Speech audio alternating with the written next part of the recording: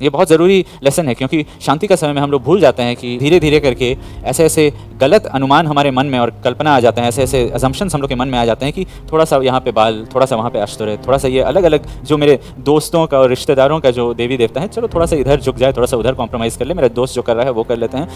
हम लोग संसार में चल जाते हैं, यानी कि लस्ट ऑफ द आइज, आँखों की अभिलाषा, शरीर का अभिलाषा, और अपना घमंड, अपना स्टेटस, अपना प्राइड को बढ़ाने के लिए। इसी वर्स 6 में अब यहाँ पे देखिए, उन्होंने Baalim, Ashtaroth, gods of Syria, gods of Sidon, gods of Moab, कितना हुए? 1 2 3 4 5, gods of Ammon, gods of Philistines, 7, right. Go to verse 11 and 12 जहाँ पे परमेश्वर का छुटकारा के बारे दिया हुआ है। यहोवा ने इजराइलियों से कहा, क्या मैंने तुमको मिस्रियों, एमोरियों, अमोनियों और पलिस्तियों के हाथ से ना छुड़ाया था? फिर जब सिदोनी और अमेलिकी और मोआबनी लोगों ने तुम पर अंधेर किया और तुमने मेरी दुहाई दी, तब मैंने तुमको उनके हाथ से भी ना छुड़ाया था। हमने 7, 4 + 3 यहाँ पे 7। परमेश्वर उनको कंप्लीट डिलीवरेंस दिए थे। वही चैप्टर में 11-12 में ही हम लोग पढ़ रहे हैं कि परमेश्वर बोल, हम तुमको 7 बार छुटकारा नहीं दिए थे। तुम्हारा लाइफ में बार बार अलग अलग चीज़ों का टेस्टिमनीज नहीं है क्या? फाइनेंशियल एरिया में तुम्हारा टेस्टिमनी है, तुम्हारा लाइफ को लेकर टेस्टिमनी है, हेल्थ को लेकर टेस्टिमनी है, विवाह को लेकर टेस्टिमनी है, तुम्हारे फैमिली लाइफ को लेकर टेस्टिमनी है।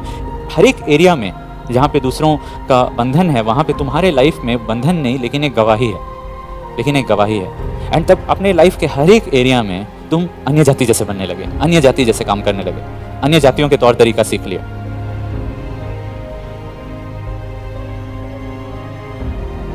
कंप्लीट विक्ट्री उनको मिला था, पूरी तरह से उनको जय परमेश्वर दिए थे, लेकिन उनके तरफ से ये 45 साल में देयर वाज कंप्लीट अनग्रेटफुलनेस। पूरी तरह से वो लोग थोड़ा सा भी नहीं सोचे कि प्रभु यहाँ पे ये एरिया में मुझे कितना छुटकारा दिया, मेरे पास गवाही है, आई विल बी थैंकफुल, मैं परमेश्वर को धन्यवाद दूंगा। नहीं, वो लोग भूल गए। लिखा हुआ है कि वो लोग परमेश्वर को भूल गए, they forgot the Lord, they forsook the Lord. वो लोग परमेश्वर को छोड़ दिए, वो लोग परमेश्वर को भूल गए और अन्य जातियों के तरीका से जीने लगे।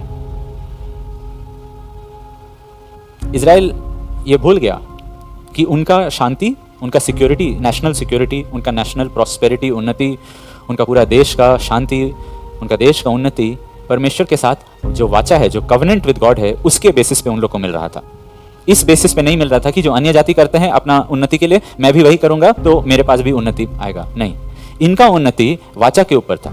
अन्य जाति का उन्नति उनके कामों की वजह से है, उनके गलत तरीकों की वजह से है, अधर्म की वजह से हो सकता है, बहुत सारे कारणों की वजह से हो सकता है, उनके मेहनत से भी वजह से हो सकता है, बहुत दुष्ट आत्माओं की वजह से भी हो सकता है, बहुत सारे अलग अलग फैक्टर्स की वजह से हो सकते हैं। लेकिन विश्वासी के जिंदगी में अगर उन्नति आना है तो वो एक ही कारण से रहेगा, परमेश्वर का वाचा की वजह से।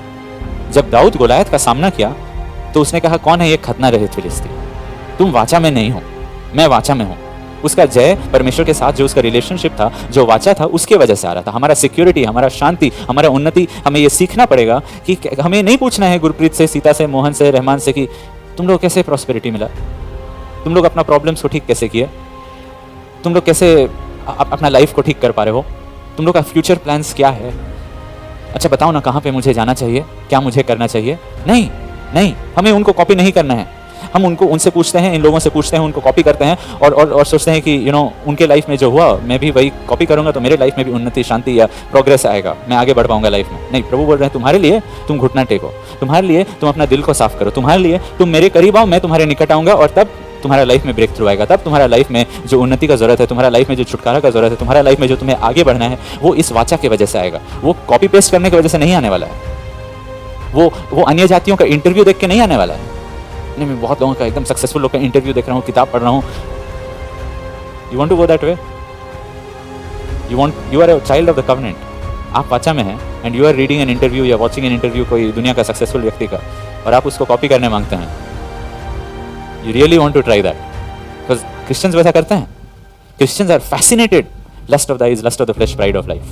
सांसारिक चीज़ों से वो इतना फैसिनेट हो जाते हैं, और ये इंटरव्यूज़ और वो सब चीज़ को कैसे वो लोग आगे बढ़े, मैं भी सीखना चाहता हूँ, मैं भी देखना चाहता हूँ। हमारा तरीका क्या है? परमेश्वर जो हम लोग को बताया, घुटना टेको, मैं तुमसे बात करूँगा, तुम्हारा सक्सेस, तुम्हारा ब्रेक थ्रू कवनेंट के अनुसार रहेगा। तुम्हारा जो रिश्ता, मैंने जो तुम्हारे साथ, एंड बाइबल में क्लियरली बताया गया है कि ये वाचा में मुझे क्या करना है और परमेश्वर क्या करेंगे।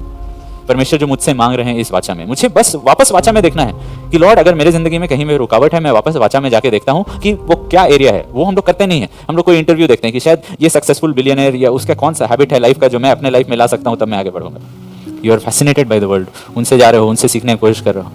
And it doesn't have to be कि कोई यूट्यूब में किसी का इंटरव्यू, कोई किताब खरीद के पढ़ रहा है। नहीं, आई टेल यू व्हाट, कि हम लोग क्या करते हैं, हम लोग जब स्टूडेंट्स रहते हैं तो हम लोग पूरा रात जाग के पढ़ते हैं। वो 1-2 हफ्ता टीवी नहीं देखेंगे, फ़ोन को नहीं छुएंगे, बाहर नहीं जाएंगे। क्यों? एग्जाम्स, ताकि इजिप्ट का बड़ा बड़ा इंस्टीट्यूशन में घुस सके, संसार का बड़ा बड़ा इंस्टीट्यूशन में घुस सके।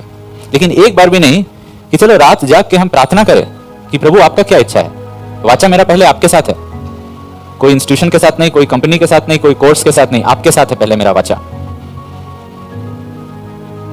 हम लोग परमेश्वर का सम्मति, परमेश्वर का आशीष से पहले बाकी सब संसार का हर एक दरवाजा पे खटखटाते हैं।